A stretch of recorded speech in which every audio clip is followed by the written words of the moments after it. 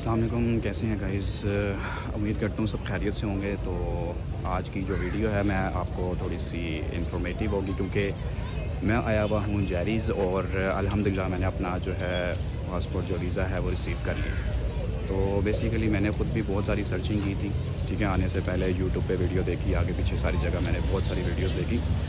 तो लेकिन मुझे इतनी इन्फॉर्मेटिव वीडियो मतलब मिली है, बहुत सारी चीज़ें क्लियर हुई, लेकिन मैंने कहा कि आप मेरा ख़ुद से एक एक्सपीरियंस है तो मैं क्यों ना आपको ज़्यादा सारा कुछ क्लियर करके जो है ना वो बताऊं कि क्या है। अभी आप देख सकते हैं कि मेरी बैक साइड पे ये जैरीज़ का बोर्ड लगा हुआ है, और अभी तो माशाल्लाह से सारे ही रश वश थोड़ा सा कम हो गया है। बाकी अगर मैं पार्किंग की बात करूं तो पार्किंग से आपको आइडिया हो जाएगा कितनी दुनिया यहाँ पे आई है।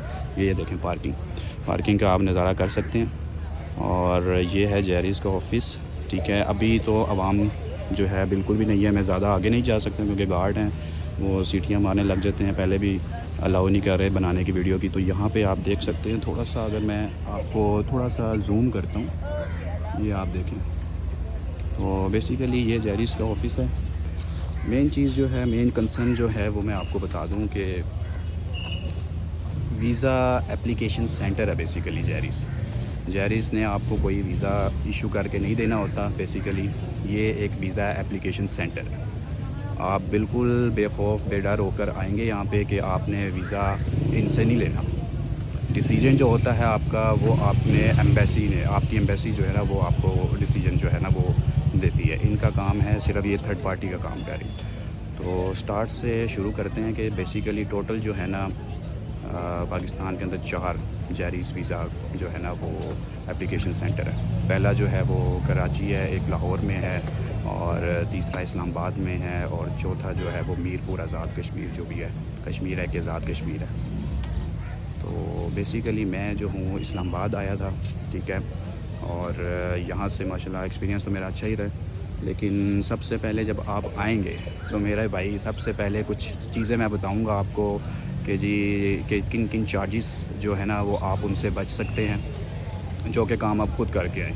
यहाँ से करवाने की ज़रूरत नहीं है, जो कि बहुत इजी काम है, आप ख़ुद कर सकते हैं, ठीक है। और वही यहाँ पे आएंगे तो यहाँ पे आके आपको ज़्यादा जो है ना वो पैसे पे करके काम करवाना पड़ेगा। अच्छा जी, तो सबसे पहले बात करते हैं कि आप जब पार्किंग में आएंगे ना तो आपको बाहर यहाँ पे स्टॉल लगे हुए मिलेंगे बहुत सारे, ठीक है। उसमें फ़ोटोकॉपी करने वाले भी होंगे, सारा कुछ होगा।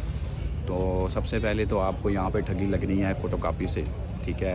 वैसे ही आप सारे डॉक्यूमेंट्स लेके भी आऊँगा ना, वैसे ही आपके पास ही भागे हुए आ जाएंगे कि जी अंदर ये चीज़ भी चाहिए, ये वाली कॉपी भी करवानी है, आईडी कार्ड की कॉपी अगर आप लाए हो साथ तो कहेगा जी नहीं जी ये A4 पे चाहिए, इस तरह। तो ये बिल्कुल कोई भी डॉक्यूमेंट्स आपको अंदर नहीं चाहिए। सिर्फ़ आपको जो डॉक्यूमेंट चाहिए होगा ना वो आपका पासपोर्ट, अगर तो आप डॉक्यूमेंट्स अपलोड करके आए हैं, पहली चीज़। अगर आपने डॉक्यूमेंट्स अपलोड नहीं किए तो फिर तो ज़ाहिर सी बात है डॉक्यूमेंट्स आपने सारे लेकर आने हैं। वो लिस्ट भी मैं आपको बताऊंगा कि क्या क्या डॉक्यूमेंट्स आपने साथ लेकर आने हैं। और वैसे भी एहतियातन भी ऐसा नहीं है कि अगर आपके डॉक्यूमेंट्स अपलोडेड हैं तो फिर आप कुछ ना लेकर आएँ, ऐसा नहीं। आपने एहतियातन डॉक्यूमेंट्स अपने पास ही रखने। लेकिन बताने का मकसद ये है कि जो बाहर स्टॉल वाले हैं इनसे आप बचेंगे, क्योंकि यहाँ पे कॉपी आपकी बिला वजह की जो चीज़ें आपके पास होंगी वो कहेंगे ये नहीं एक्सेप्ट होगी, A4 में चाहिए, इस साइज़ में चाहिए, उस साइज़ में चाहिए, तो वो अपने पैसों के लिए। तो अच्छा, मैं अब इसमें मेन चीज़ आपको बता दूं कि यार मैं तो इस्लामाबाद का आपको एक्सपीरियंस शेयर कर रहा हूँ। बाकी जैरीज़ ऑफ़िस की क्या रूटीन है, ठीक है, वहाँ का एक्सपीरियंस मैं नहीं बता सकता। लेकिन जो मैंने सर्चिंग की है उसके अकॉर्डिंग जो कराची है बिल्कुल वहाँ पे कोई रश नहीं है, ठीक है।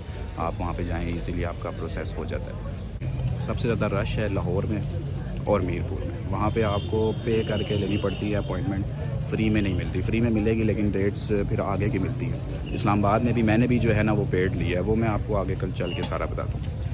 तो इस्लामाबाद का आपको बता दूं कि यार अगर आप आ रहे हो यूके के लिए तो यूके के लिए भाईजान आपने अपॉइंटमेंट बुक करवानी है। अपॉइंटमेंट जो है इनकी ऑनलाइन होगी, ठीक है। उसमें आप जब ऑनलाइन सर्चिंग करोगे तो इसकी टाइमिंग आ रही होगी 9 से 3 की, ठीक है। जबकि अपॉइंटमेंट की आपको जो मिल रही होगी ना वो आपको मिल रही होगी सुबह 8 बजे से। तो आप परेशान नहीं हो इसमें। अपॉइंटमेंट आप जिस मर्ज़ी की, बस आपके पास अपॉइंटमेंट होनी चाहिए। यहाँ पे आपको 8:30 बजे तक तकरीबन जो है वो गेट पे एंट्रेंस मिल जाती है।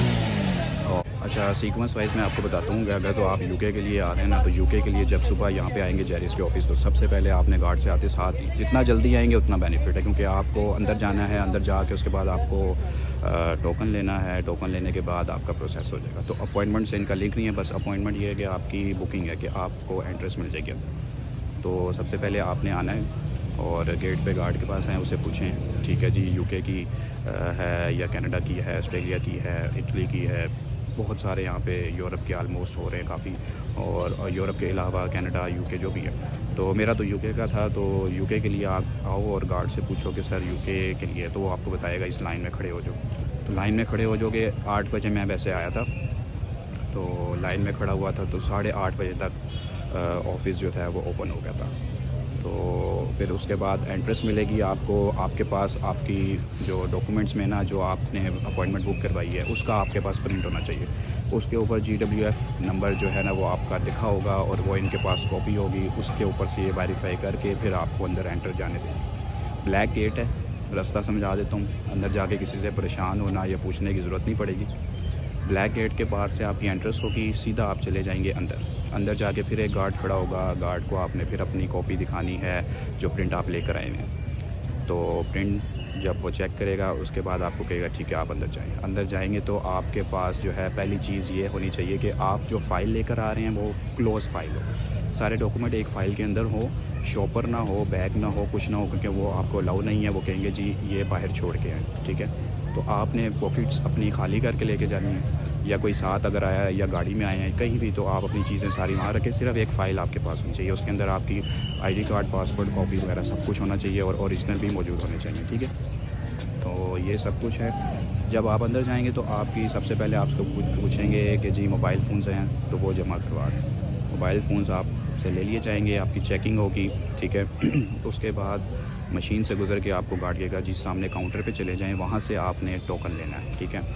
अच्छा, अब इसमें एक चीज़ मैं ऐड कर दूँ, टोकन के लिए भी ना 2 कैटेगरीज़ हैं, एक जो है प्रीमियम लाउंज की कैटेगरी है और एक इकोनॉमी। तो प्रीमियम बेसिकली अगर आपने अपॉइंटमेंट बुक करवाई है पे करके, ठीक है, क्योंकि आपको अगर अपॉइंटमेंट फ्री भी मिलती है लेकिन वो बहुत दिनों की, मतलब 1 हफ़्ते लेट की मिलेगी, या माइट भी पॉसिबल नेक्स्ट डे की भी मिल जाए। लेकिन अगर आपने पेड ली है सिंपल वर्ड्स में, तो नॉर्मल जो चार्जेस चल रहे हैं वो 66 पाउंड से स्टार्ट होती है और 85 पाउंड्स हैं, 100 पाउंड्स हैं, 200 पाउंड्स हैं। तो इस्लामाबाद की जो मैंने पेड ली थी, क्योंकि मुझे अर्जेंट चाहिए था, तो मैंने 66 पाउंड पे किए, तो उसमें मुझे मिला है प्रीमियम लाउंज, ठीक है। बस आप ये माइंड में रख लें, अगर आपने पे की है तो आपको प्रीमियम लाउंज का एक्सेस है।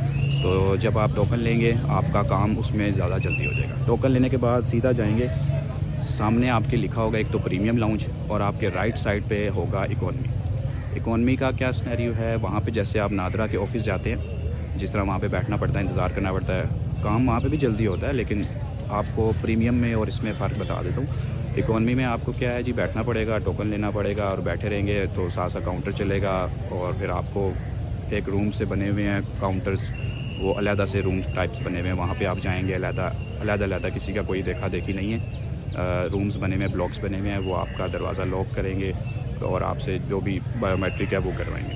तो उसमें घबराना नहीं है, कुछ भी नहीं है, जिसमें आपने बायोमेट्रिक करनी है।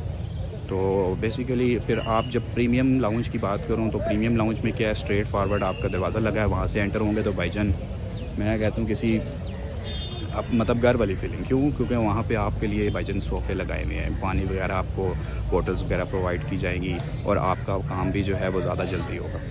तो आधा घंटा कम से कम अगर आप बैठेंगे तो आपको भाईजान चाय बिस्किट ये सर्व किया जाएगा। अच्छा, अब इसके अंदर मैम जो है उधर बैठी होगी, जो भी लड़का बैठा है, मैम बैठी है, सर बैठा है, जो भी है, तो वो टोकन कॉल जैसे होती है वैसी हो, तो एक एक बच्चा जाके जो है वो प्रोसेस करवा सकता है। अच्छा, मेन चीज़ क्या है, आपके पास जब आप एप्लीकेशन फ़िलअप कर रहे हैं ना, तो एप्लीकेशन में जब फ़िलअप करेंगे उसमें डॉक्यूमेंट अपलोड का भी ऑप्शन है, जो आपने स्कैन डॉक्यूमेंट अपलोड करने हैं, जो कि बाहर से आप सारे डॉक्यूमेंट्स जो हैं, जितनी भी कॉपीज़ हैं आपकी, उसको आप PDF में करेंगे और वो आप अपलोड करें एप्लीकेशन पे। तो एप्लीकेशन पे जब आप अपलोड करेंगे तो आपकी एप्लीकेशन प्रॉपर मतलब फ़िलअप हो जाएगी। बस यहाँ पे आके जस्ट आपने पासपोर्ट और बायोमेट्रिक जो है ना करनी है। लेकिन अगर आप अपने डॉक्यूमेंट्स अपने अपलोड नहीं करके आए हुए और आपने वहाँ से इनकी ई सर्विस ली है कि जी डॉक्यूमेंट सर्विस भी आपने अपलोड करने हैं, तो सर उसके 12,000 रुपये ये आपसे चार्ज करेंगे सिर्फ डॉक्यूमेंट्स अपलोड करने के। वही चीज़ अगर आप खुद से करेंगे तो 500 रुपया मेरे ख्याल से माइट भी पॉसिबल है कि 500 आपसे चार्ज किया जाएगा और आपकी PDF फाइलें सारी डॉक्यूमेंट्स की बन जाएंगी, तो वो आप खुद से अपलोड करें। तो 12,000 यहाँ पे भी आपको पे करने पड़ेंगे अगर आप इनकी सर्विस लेंगे। और उसके बाद क्या होगा जी, चाय बिस्किट चलेंगे, वो आप पिए खाएँ जो भी करना करें।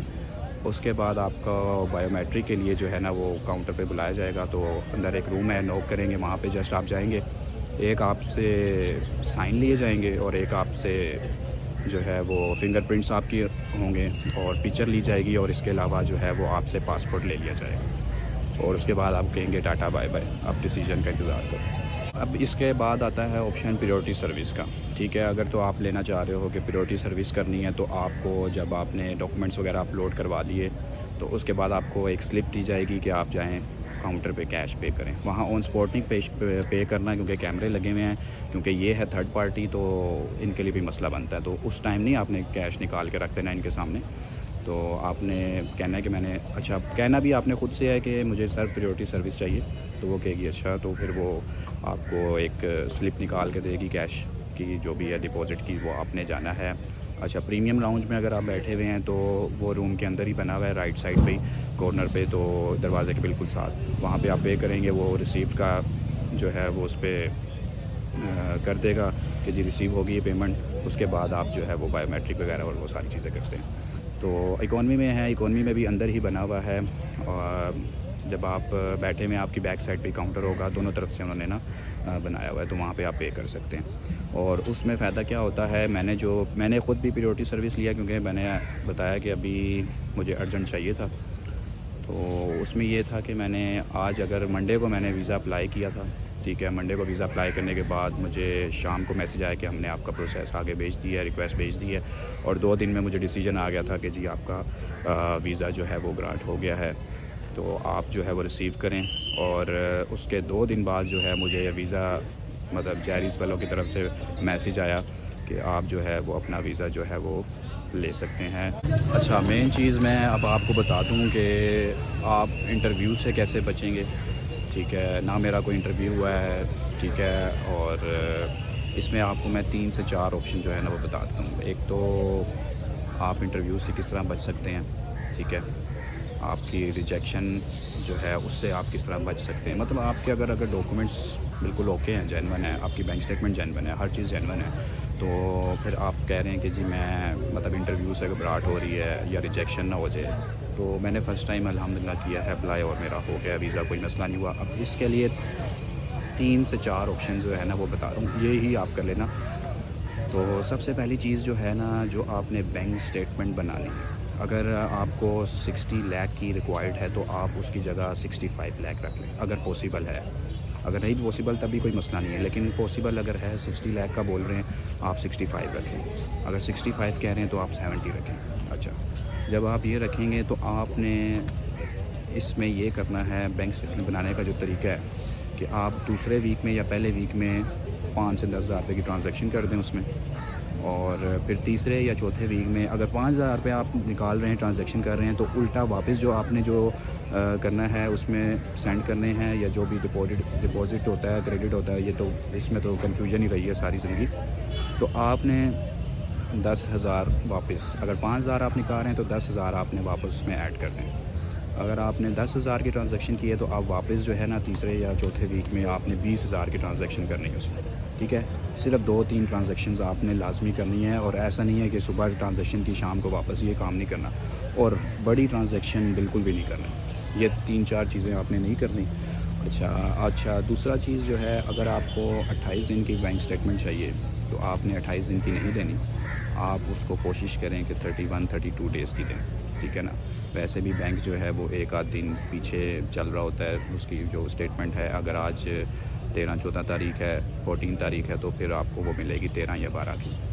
तो इन चीज़ों से आपने क्या करना है कि 28 दिन देने के बजाय ना आप उसको दे दें कोई, मेरे ख्याल से 31 दिनों की। मैंने ख़ुद से जो है ना 32 डेज़ की जो है वो दी थी, और अल्हम्दुलिल्लाह कोई इसमें रिजेक्शन नहीं। तो इसमें क्या होता है कि अगर आप बिल्कुल 28 दिन की दे देंगे बैंक स्टेटमेंट, और उसमें आप कोई भी वो नहीं करेंगे ट्रांजैक्शन वगैरह, तो वो समझ जाएंगे भाईजान ने एम्बेसी वाले कि ये तो बनाई ही इसी काम के लिए गई है, मतलब ये अकाउंट बनाया ही इसी वजह से गया है कि इसने बैंक स्टेटमेंट रखी और ये निकाल लेगा या किसी के पैसे। आप उसमें थोड़ी सी ट्रांजैक्शन कर दें, या ट्रांजैक्शन करने के बाद आप 28 डेज़ की तो बिल्कुल भी ना दें मेरे मुताबिक, आप 31-32 डेज़ की दें, तो ना आपका वीज़ा रिजेक्शन होगी, ठीक है, और ना आपका जो है ना इंटरव्यू स्केड्यूल किया जाएगा।